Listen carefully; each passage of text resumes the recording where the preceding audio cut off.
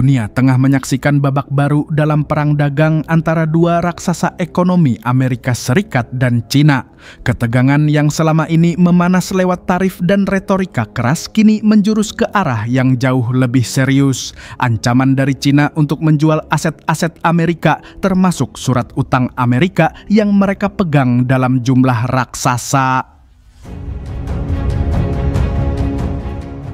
Cina diketahui sebagai salah satu pemegang terbesar utang pemerintah Amerika dengan cadangan lebih dari 800 miliar dolar dalam bentuk treasury bonds.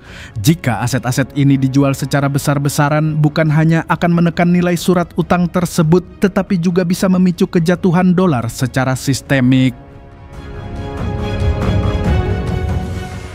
Langkah seperti ini memang disebut-sebut sebagai opsi nuklir dalam arena ekonomi global karena risikonya bukan hanya bagi Amerika tetapi juga bagi kestabilan pasar internasional. Namun, dalam konteks perang dagang yang semakin agresif, langkah ekstrem ini kini bukan lagi sekadar ancaman kosong.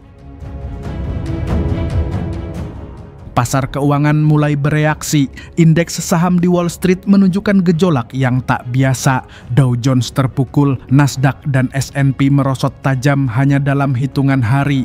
Investor mulai panik, menjual aset berisiko dan beralih ke emas serta mata uang alternatif lainnya.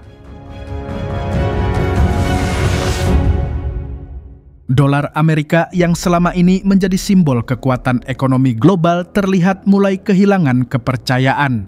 Pelemahan mata uang ini bukan hanya terjadi karena kekhawatiran geopolitik, tetapi juga karena langkah konkret Cina yang mengurangi ketergantungan mereka terhadap sistem keuangan berbasis dolar.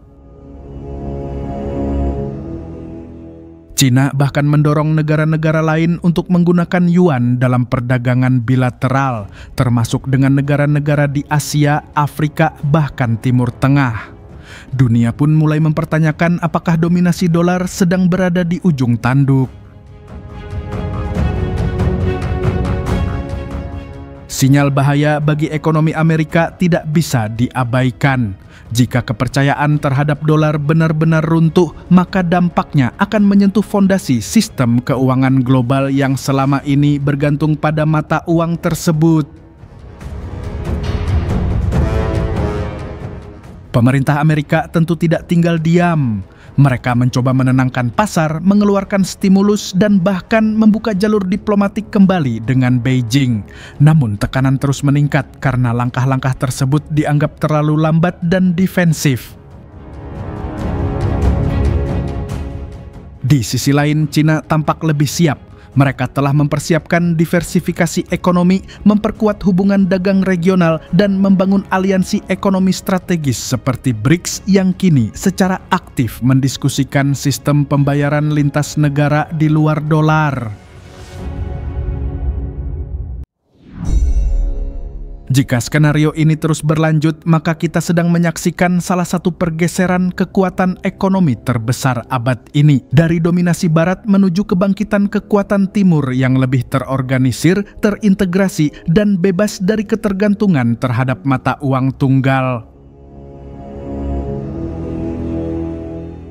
Namun di balik krisis ini, Indonesia punya peluang besar dengan posisi strategis, sumber daya alam melimpah, dan populasi produktif. Indonesia bisa menjadi pusat produksi baru di Asia, mitra dagang alternatif, dan zona aman investasi asing di tengah turbulensi global.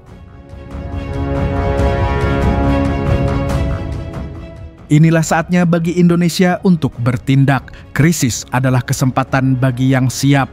Pemerintah, pelaku bisnis, dan investor lokal harus melihat ini sebagai momentum untuk menegaskan posisi Indonesia dalam peta ekonomi dunia. Jangan hanya jadi penonton, kita bisa jadi pemain utama. Peace.